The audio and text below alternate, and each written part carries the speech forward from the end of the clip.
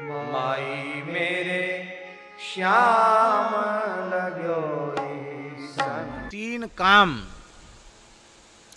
हर व्यक्ति को करने चाहिए। एक तो गोरक्षा के लिए भगवान से नित्य प्रार्थना करनी चाहिए, हृदय से समर्पित भाव से भगवान से प्रार्थना करनी चाहिए कि हे प्रभु, आप ऐसी कृपा करुणा करें कि भारतवर्ष की धरती गोवध के कलंक से मुक्त हो, गोवंश सुखी हो, राष्ट्र सब प्रकार से समृद्ध हो, गाय के गोमय गोमूत्र और गाय की चरण रस्सी भारतवर्ष की धरती पवित्र हो जाए,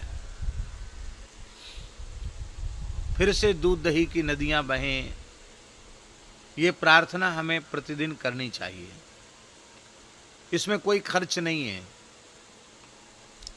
हम जो भगवत शरणागत होते हैं सबको हम शरणागति के ही समय बोल देते हैं कि 4 माला, आपको जो 21 माला का नियम सबको बताते हैं, उसमें 4 माला कम से कम गोरक्षा के लिए नित्य करना, ऐसी प्रार्थना हम सबको करते हैं।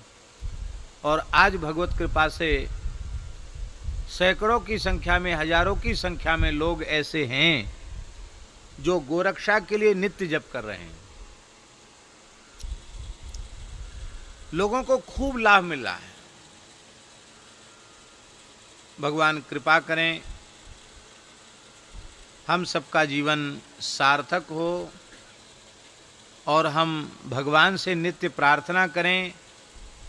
तो ये सरल साधन है, नित्य प्रार्थना।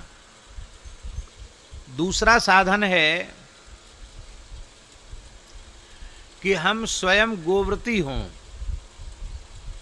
और अपने से जुड़े हुए लोगों को गोव्रत की प्रेरणा दें। गोव्रत क्या है? गाय को ग्रास देकर के ही भोजन करना। उसके 2 प्रकार हैं। आपके घर में गाय हो तो अपने हाथ से नित्य गोग्रास दो। घर में गाय नहीं, निकट में गौशाला हो तो वहां के लिए गोग्रास निकालो।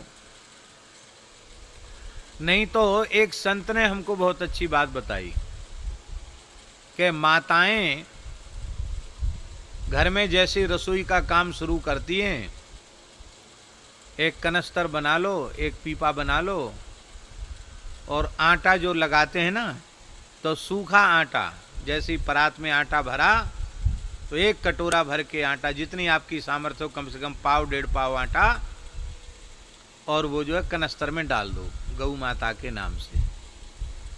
और जब वो भर जाए तो आसपास में कोई गौशाला हो वहां जाकर के वो अर्पित कर आओ। तो ये गोग्रास देने की बहुत अच्छी पद्धति है। दूसरे एक सज्जन के यहाँ हमने देखा कि घर का प्रत्येक व्यक्ति भोजन करने से पहले कुछ सेवा निकालकर गोग्रास के डिब्बे में डाल देता है। एक जगह हमने देखा, हर व्यक्ति 100-100 रुपया, वो बड़े लोग हैं तो 100-100 रुपया डाल सकते हैं, सामान्य लोग हैं तो 10-10 रुपये डाल सकते हैं, और सामान्य हो तो 1 रुपया भी डाल सकते हैं। बाबा कितना कहते थे? बाबा ने तो शुरू किया था, पूज्य बाबा ठाकुरदास जी ने, 25 पैसा रोज निकालो। अब तो 25 पैसा भी नहीं चलता।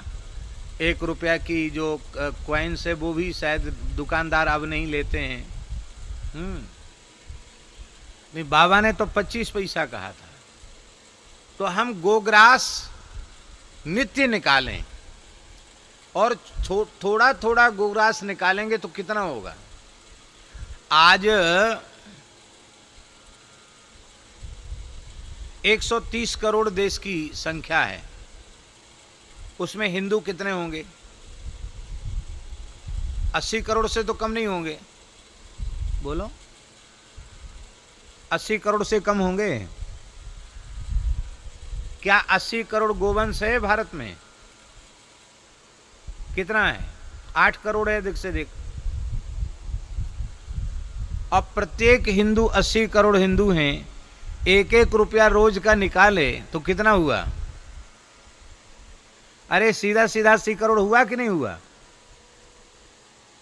कुछ समस्या है कोई?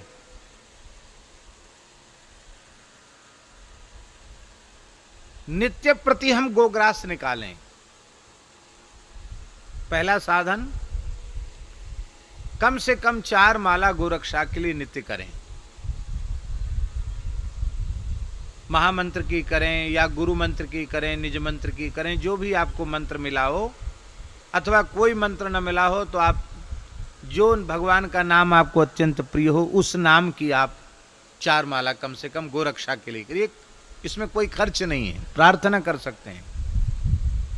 नित्य प्रति गोग्रास निकालें। तीसरा साधन है क्रियात्मक रूप से, भावात्मक रूप से, रचनात्मक रूप से, सृजनात्मक रूप से, किसी भी रूप से रोज गो सेवा करें। आपके पास गाय नहीं है, जहां आप रहते वहां गाय नहीं रख सकते, तो गो सेवा संबंधी, गो उपासना संबंधी, गो संबंधी विचार भी आप नहीं दे सकते हैं क्या? बोलिए, विचारों को प्रेषित कर सकते हैं कि नहीं? गो उपासना संबंधी विचारों का आदान प्रदान कर सकते हैं कि नहीं कर सकते हैं? किसी न किसी रूप से हम गो सेवा करें।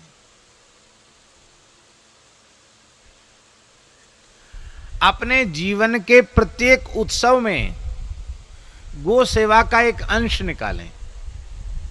लड़के का विवाह है,